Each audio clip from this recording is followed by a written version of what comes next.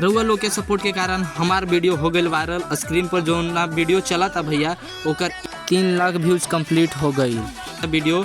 ये पूरा अगर वीडियो देखे के बाद हमारे चैनल पर जाएं और हम राउर भाई गोलू सोनी रउआ लोग के प्रणाम और नमस्कार करतानी और बना रही हमारे ब्लॉग में। रउआ लोग के पूरा हम डिटेल्स बताए कि कौन कौन वीडियो हमार वायरल होता कैसे हम वीडियो डाले ली कि वायरल होता, तो ये सब बनल रही हमारे ब्लॉग में।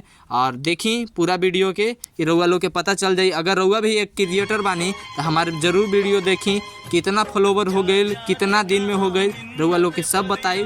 बस रउआ लोग के आशीर्वाद के हम अपेक्षा करतानी। तो रउआ लोग बनल रही वीडियो में हमार। और चली हम अपन स्क्रीन पर देखावल चाहतानी और हम अपन प्रोफाइल के कि कौन वीडियो हमार वायरल चलता लोग देखतानी। हम आ गई बानी अपना प्रोफाइल पे और प्रोफाइल में 21,000 फॉलोवर कंप्लीट बा। तो सब भैया रउए लोग के योगदान बा।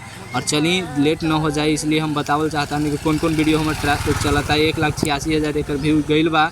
और देखी यही हमार वीडियो बा 100 के कंप्लीट भइल बा। हम मैसेज डाल देले बानी 1,58,000 एक व्यू बा।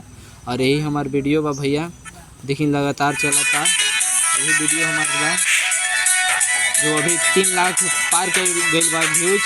और लगातार मेहनत करतानी और देखी ये वीडियो अभी अपलोड हो गई बा। एकरा भी प्यार दी रउआ लोग। और अगर वीडियो शानदार लगी तो बस भाई के प्यार दे दी। लगातार चलाता और बैक आवतानी। देखी यही वीडियो 3,33,000 व्यूज गईल बा।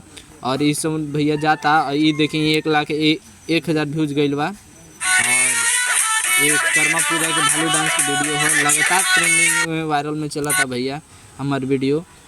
और सब रउआ लोग के देन बा, देखावल चाहता नहीं 63,200 बहुत अच्छा लगता हमरा। 88,000 कंप्लीट भइल बा। लगातार देखिए 68,000 भइल बा, 1,83,000 भइल बा, 1,10,000 ई बा, 3,13,000 व्यूज बा। ये रउए लोग के देन बा, लगातार चलतानी हम वायरल में। और 1,22,000 ई बा, 35,000 बा, 2,27,000 ये भाभी वाला वीडियो आई रहे।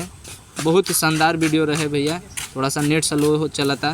तो रउआ लोग के कैसन लागल वीडियो, बस बना रही हमारी वीडियो सेशन में।